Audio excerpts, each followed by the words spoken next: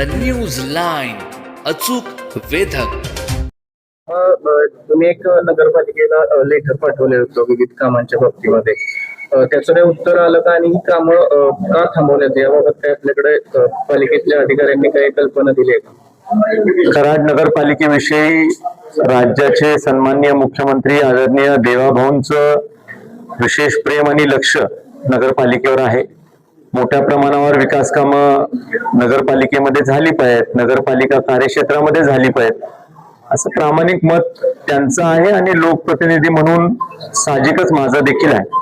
कराड शहरामध्ये मोठ्या प्रमाणावर नागरी सुविधा सुधारण्यासाठी जी काही मदत राज्य सरकारच्या माध्यमातून आपल्याला करता येईल किंबहुना केंद्राच्या काही योजनेमधून देखील पैसे आणता येतील अशा पद्धतीचा प्रयत्न हा कायमच लोकप्रतिनिधी म्हणून माझा राहिलेला आहे.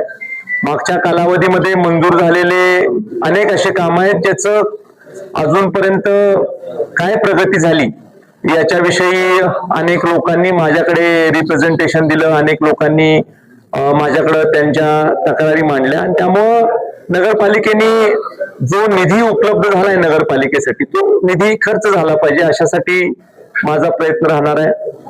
जे निवडून आलेले लोकप्रतिनिधी आहे त्यांच्याही माध्यमातून काही कामं होत आहेत.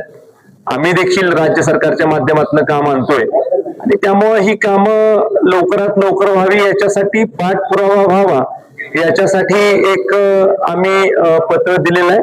तरी देखील त्यात काही अडीअडचणी असतील तर आमच्याशी ते चर्चा करतील. नगरपालिकेच्या स्तरावर देखील त्यातून काही तोडगा कसा काढता येईल याचा देखील विचार हा निश्चित होईल.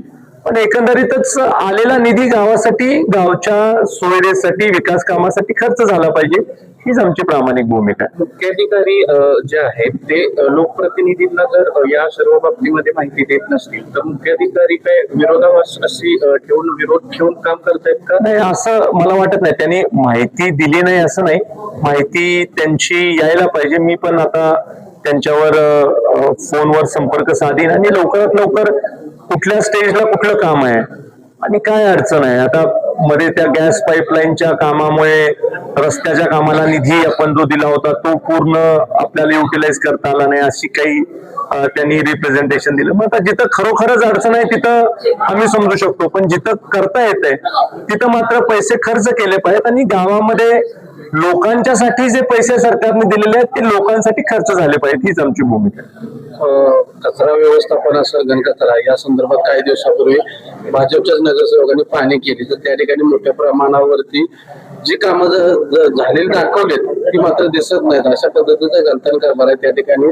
प्रशासनाचं लक्ष नाही, सत्ताधाऱ्यांचं सुद्धा लक्ष नाही आणि भाजपचे नगरसेवक बोलतायत तर त्यांच्यावरती विरोध करत असल्याचा आरोप होतो. आता भाजप नगरसेवकांनी एक्झॅक्टली तिथं काय स्टेटमेंट दिलं आणि बाकीच्यांनी त्याच्यावर काय वक्तव्य केलं याच्याविषयी तर मी बोलू शकत नाही. पण नेमकी कचरा डेपोच्या संदर्भातली काही जर का अडचण असेल तर निश्चित त्या संबंधित नगरसेवकांशी चर्चा करू आणि नगरपालिका प्रशासनाशी पण आपण चर्चा करू. न्यूज लाईन, अचूक वेधक.